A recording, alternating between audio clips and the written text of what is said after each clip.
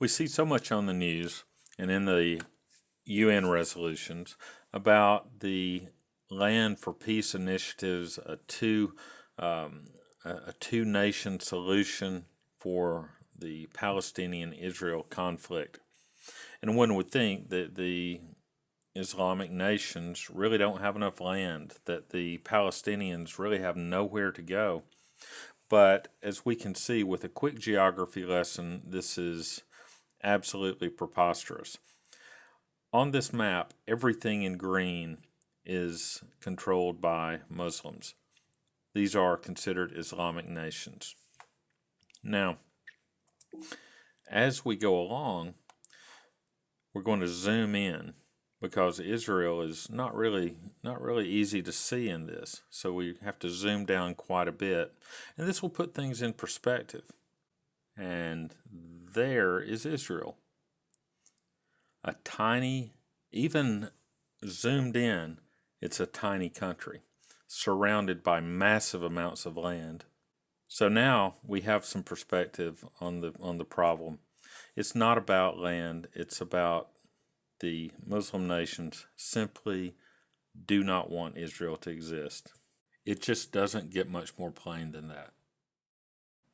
This absolute determination to destroy Israel and eliminate Palestine of all Jews can be plainly seen in the writings that are held as sacred to Muslims, as well as in documents such as the Charter of Hamas.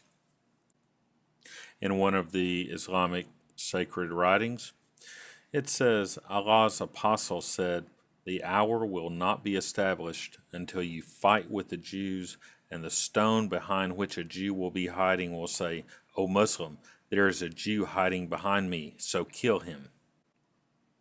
In the very charter of Hamas, it says, Israel will exist and will continue to exist until Islam will obliterate it, just as it obliterated others before it.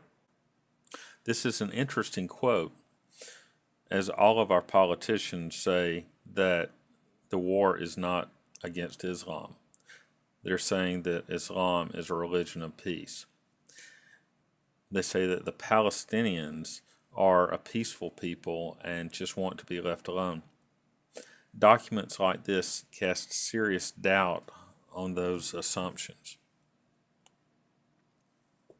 Again, in the Charter of Hamas, it says, "The Islamic Resistance Movement is a distinguished Palestinian movement whose allegiance is to Allah and whose way of life is Islam. It strives to raise the banner of Allah over every inch of Palestine."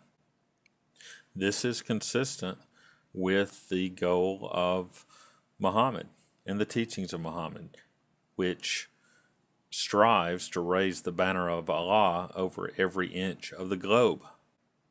In Article 13 of the Hamas Charter, it says, "There is no solution for the Palestinian question except through jihad."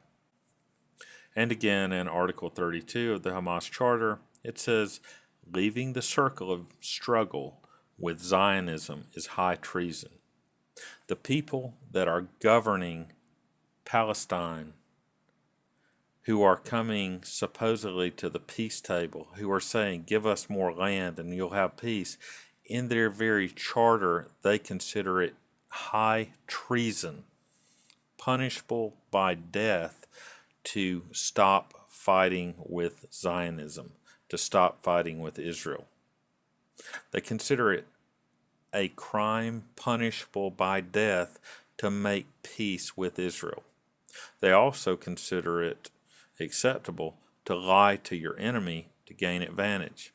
So, with those two facts put together, we can see that any attempt or any hint at a peace process is simply a ruse to gain more advantage to the ultimate end of destroying Israel and killing all of the Jews in Israel. So as we can see, the problem is not that there is not enough land for the Palestinians. The problem in the mind of the Muslims in Palestine and surrounding Israel is that there are too many Jews in Israel. In fact, the problem in their mind is that there isn't Israel at all. If land truly was the issue, the Islamic nations, awash in oil money to the north, south, east, and west, could easily absorb every single resident of Palestine without any problem. However, the goal is not to solve the Palestinian problem, but instead to use the plight of the Palestinian people to further the goal of destroying Israel completely. The Palestinian peace process is, in fact, no peace process at all.